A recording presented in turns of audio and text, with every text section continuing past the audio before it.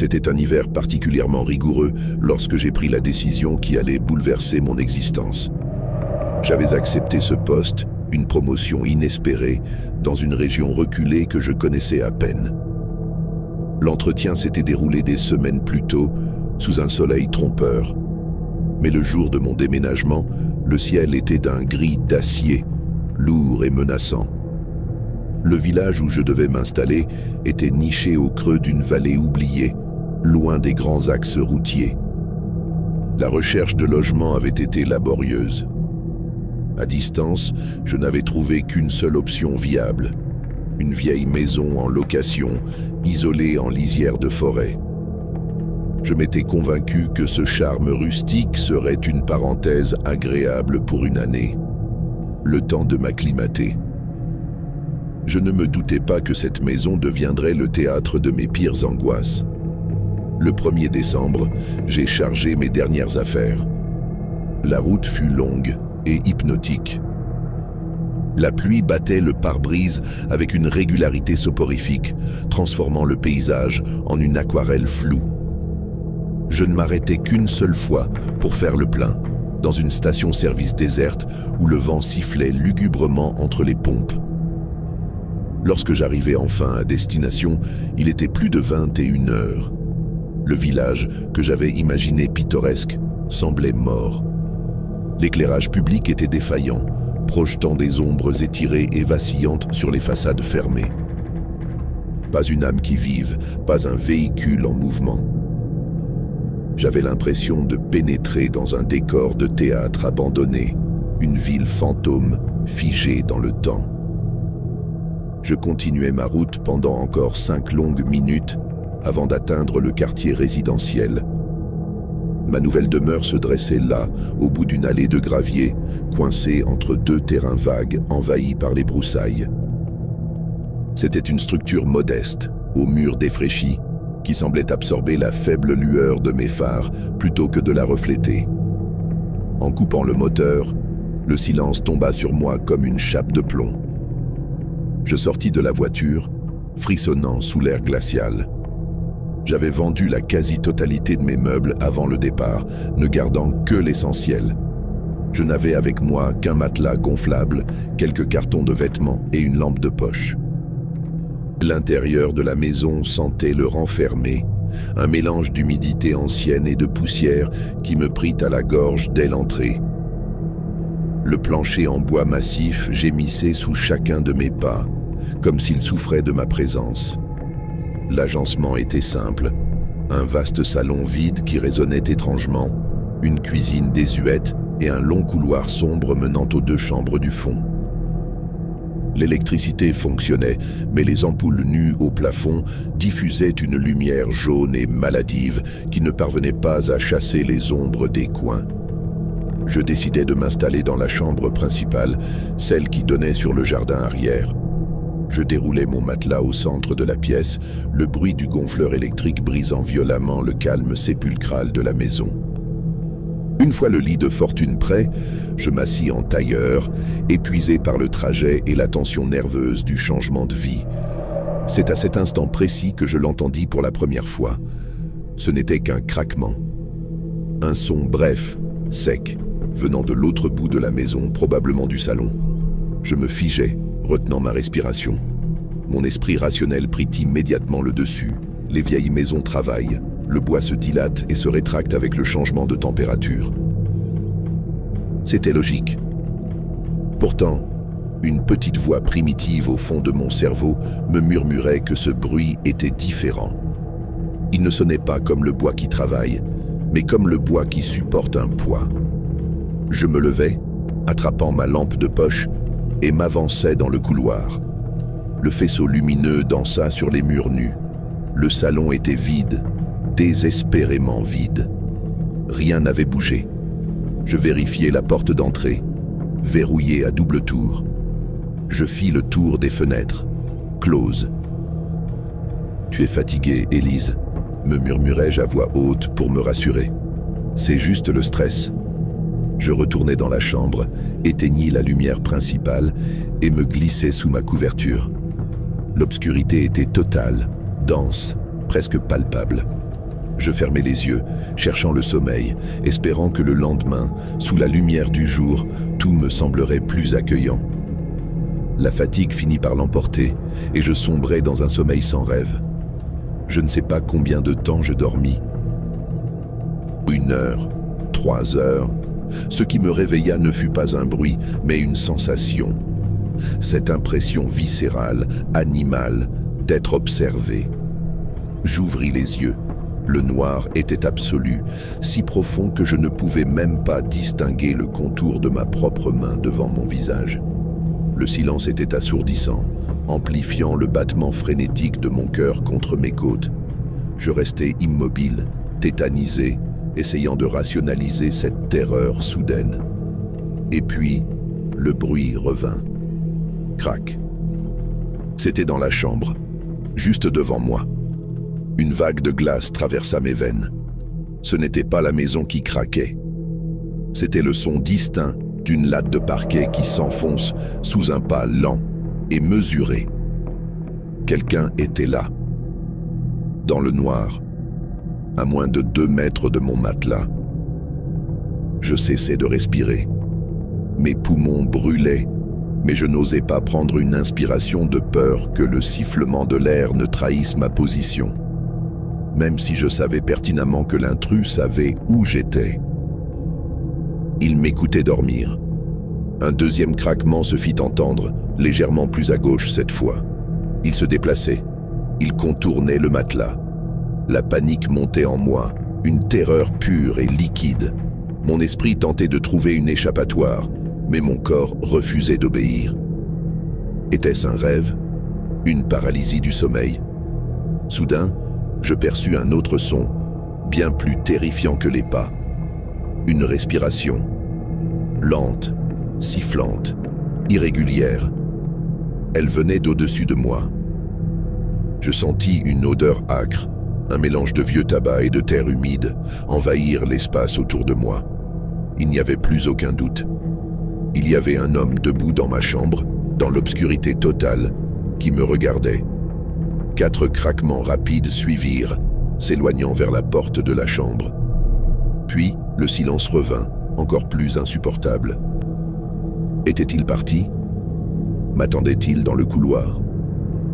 1 seconde plus tard, la porte de ma chambre que j'avais laissée entr'ouverte s'ouvrit grand dans un grincement sinistre.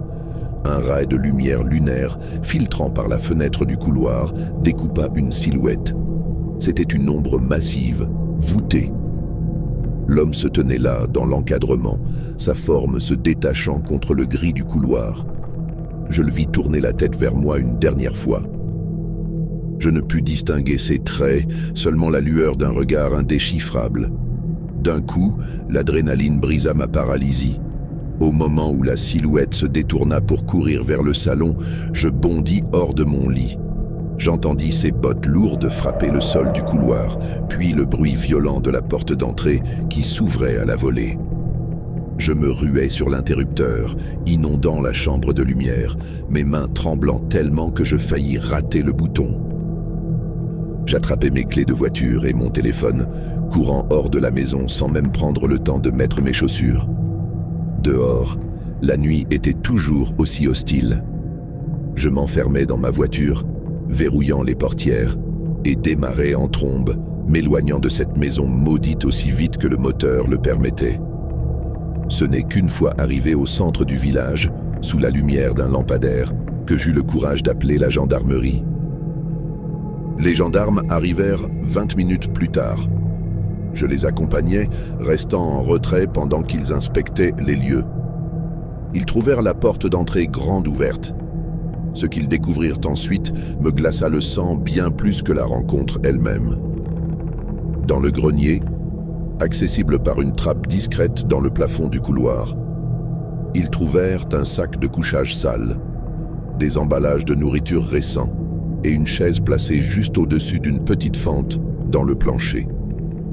Une fente qui donnait directement vue sur la chambre où je dormais. L'homme n'était pas entré par effraction cette nuit-là. Il était déjà là quand je suis arrivé. Il m'avait regardé m'installer. Il m'avait écouté respirer. Et cette nuit-là, il était descendu, non pas pour voler, mais simplement pour se rapprocher.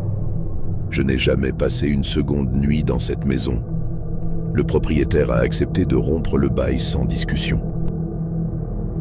J'ai déménagé dans une autre ville, dans un appartement moderne au 3e étage, avec des alarmes et des caméras. Mais encore aujourd'hui, quand la nuit tombe et que le silence se fait trop lourd, il m'arrive de fixer l'obscurité de ma chambre, attendant, le cœur serré, d'entendre ce craquement distinct d'un pas sur le plancher.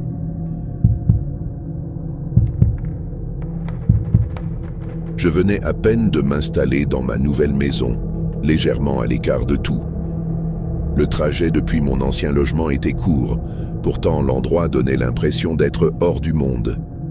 Autour de moi, il n'y avait que des arbres serrés, leurs troncs formant une barrière naturelle qui empêchait de voir la moindre autre habitation. Aucun bruit lointain, aucune route visible. Le silence était si dense qu'il semblait presque peser sur ma poitrine. Au début, cette solitude me paraissait apaisante. J'avais besoin de calme, de cet espace pour respirer. Mais ce sentiment s'est fissuré dès le premier soir. Alors que je rangeais encore quelques cartons, quelqu'un a frappé à la porte. Le son était sec, isolé, presque déplacé dans un environnement aussi silencieux. En ouvrant, je me suis retrouvé face à un homme d'un certain âge. Ses cheveux gris tombaient le long de son visage fatigué et ses yeux semblaient creusés, comme s'il ne dormait jamais vraiment. Il s'est présenté sous le prénom de Marcel, avec une voix neutre, sans chaleur. Il essayait de parler, mais chaque mot semblait forcé, comme récité sans conviction. Son visage ne changeait pas, aucun sourire, aucune expression. J'avais l'impression qu'il ne me regardait pas vraiment, mais qu'il observait quelque chose derrière moi, à l'intérieur de la maison. Lorsqu'il est parti, un malaise diffus est resté accroché à ma peau. Mais j'ai tenté de me convaincre que ce n'était qu'une mauvaise première impression. Le lendemain, alors que je défaisais encore des cartons, la porte a de nouveau résonné. Mon estomac s'est noué avant même que je ne regarde par l'œil de la porte. C'était lui. Toujours les mêmes vêtements, la même posture, le même regard figé. Il m'a demandé si tout se passait bien, mais sa question semblait vide de sens. La conversation traînait sans raison.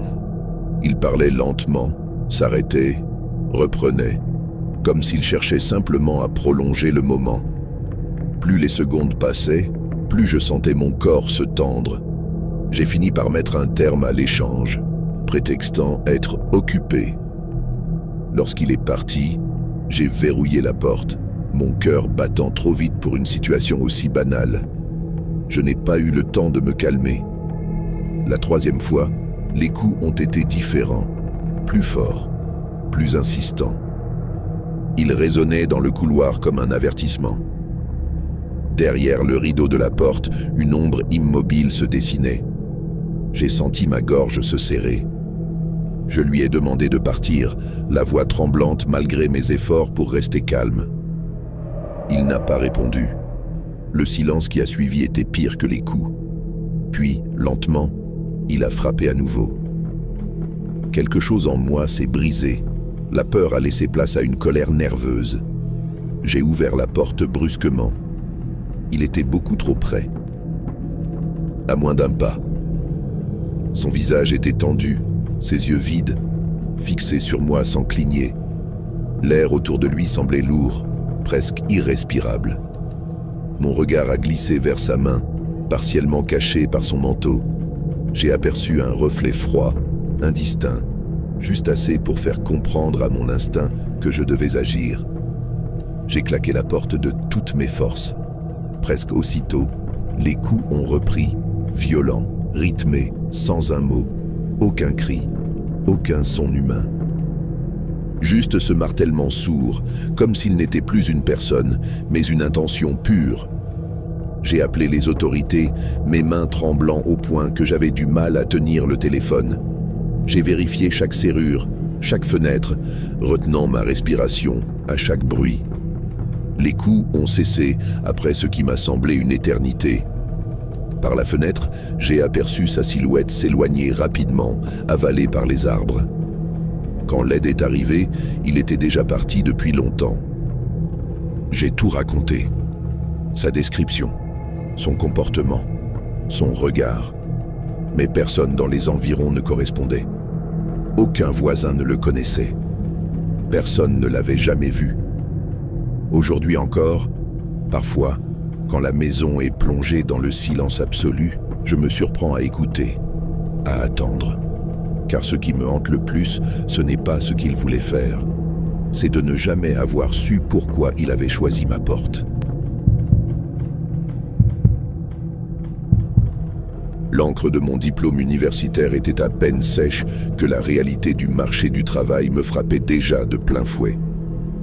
Mes économies fondaient comme neige au soleil et l'urgence de trouver un toit devenait oppressante. C'est dans ce contexte précaire que Lucas, mon meilleur ami de longue date, m'a proposé une colocation. Lucas avait plus de chance que moi. Il avait déjà décroché un poste stable et bien rémunéré. Son plan était simple. Nous partagerions une maison le temps que je me stabilise, puis il garderait le bail à son nom. Nous avions déniché une vieille bâtisse en périphérie, une maison au charme désuet dont le loyer était étrangement bas, à peine quelques centaines d'euros de plus qu'un studio insalubre en centre-ville. C'était une aubaine, ou du moins, c'est ce que nous voulions croire. L'emménagement se déroula sous un ciel gris et bas. Nous avions réparti les chambres à l'étage et meublé le salon avec des pièces bon marché, assemblées à la hâte. Cependant, dès le premier soir, une ombre vint ternir notre enthousiasme. En rentrant des courses, je trouvai une enveloppe coincée dans la porte d'entrée. Aucune adresse, aucun timbre. Juste un papier jauni à l'intérieur avec une phrase manuscrite, d'une écriture tremblante et irrégulière. Profitez bien du calme avant la tempête. Lucas éclata de rire, mettant cela sur le compte d'une blague de mauvais goût des voisins ou d'anciens locataires aigris. Je forçai un sourire, mais un froid glacial me parcourut l'échine. Ce n'était pas un message de bienvenue, c'était un avertissement. Les jours passèrent et nous reprîmes le cours de nos vies. Je travaillais tard le soir dans un restaurant rapide pour payer ma part, tandis que Lucas avait des horaires de bureau classiques. Une routine s'installa, mais l'atmosphère de la maison restait lourde. Le parquet craquait sans raison et les courants d'air semblaient porter des murmures incompréhensibles. Une semaine après notre arrivée, alors que je rentrais d'un quart de nuit, mes phares illuminèrent brièvement la lisière du bois qui bordait notre terrain. Une silhouette se tenait là, immobile sous la pluie battante. C'était une femme, vêtue de haillons sombres, ses cheveux collés à son visage pâle. Elle ne bougeait pas, ses yeux semblaient fixés sur la fenêtre de ma chambre. Le temps que je gare la voiture et que je sorte pour confronter cette intruse, elle s'était volatilisée. Il ne restait que l'odeur de la terre mouillée et le bruit du vent dans les branches. J'en parlais à Lucas, mais la fatigue et le scepticisme eurent raison de mon inquiétude. Nous avons rationalisé. Une promeneuse égarée, une voisine excentrique. Nous avions tort. La nuit qui changea, tout commença de manière banale. Je terminais mon service à 22h. Lucas, lui, finissait généralement vers 20h. Le trajet de retour me parut interminable. Une angoisse sourde, viscérale, me nouait l'estomac sans que je puisse en identifier la cause. C'était comme si mon instinct de survie s'était réveillé avant même que mon cerveau ne comprenne le danger. En arrivant dans l'allée, je sentis mon sang se glacer. La porte d'entrée était grande ouverte, battant doucement au gré de la brise nocturne. Toutes les lumières de la maison étaient éteintes. Une obscurité totale, compacte, semblait s'échapper de l'encadrement de la porte comme une fumée noire. C'était impossible. Lucas était un maniaque de la sécurité. Il vérifiait 3 fois les verrous avant de dormir. « Lucas » appelai-je, ma voix tremblant légèrement. Aucune réponse.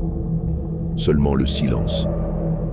Un silence si profond qu'il en devenait bruyant, amplifiant le battement frénétique de mon cœur contre mes côtes. Je sortis mon téléphone, l'utilisant comme une lampe torche, et pénétrai dans le vestibule.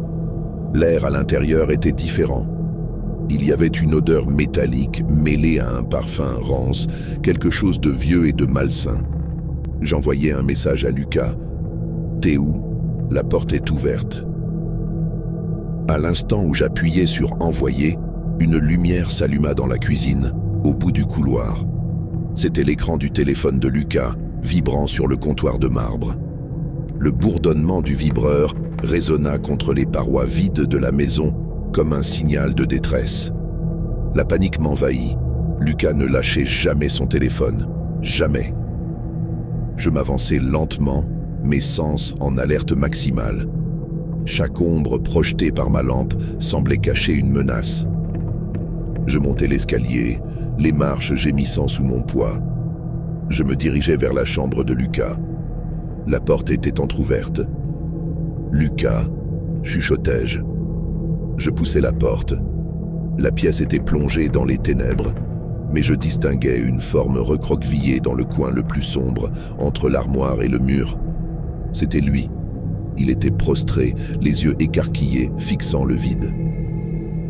Je m'approchai, prêt à lui demander ce qu'il se passait, quand il porta vivement un doigt à ses lèvres, me suppliant du regard de ne pas faire un bruit. Il était terrifié, d'une terreur pure et primitive que je n'avais jamais vue sur un visage humain. Il se pencha vers moi et murmura, dans un souffle à peine audible, « Il y a quelqu'un en bas. Elle a coupé le courant. » Mon cœur rata un battement. Lucas m'expliqua rapidement, la voix brisée, ce qui s'était passé. Il était rentré, s'était changé à l'étage, quand il avait entendu la porte d'entrée s'ouvrir violemment, suivie de pas lourds et délibérés. Il avait voulu descendre, mais les bruits s'étaient arrêtés au pied de l'escalier. Puis, il avait entendu le déclic du disjoncteur. Elle attendait. Elle savait qu'il était là. Nous restâmes là, figés dans l'obscurité, pendant ce qui sembla être une éternité. Puis, nous l'entendîmes. Un rire bas, guttural, venant du rez-de-chaussée. Suivi de bruits de pas, lents, méthodiques. Il ne montait pas l'escalier. Il faisait les 100 pas dans le salon, juste en dessous de nous. Lucas composa le numéro d'urgence, expliquant la situation à voix basse.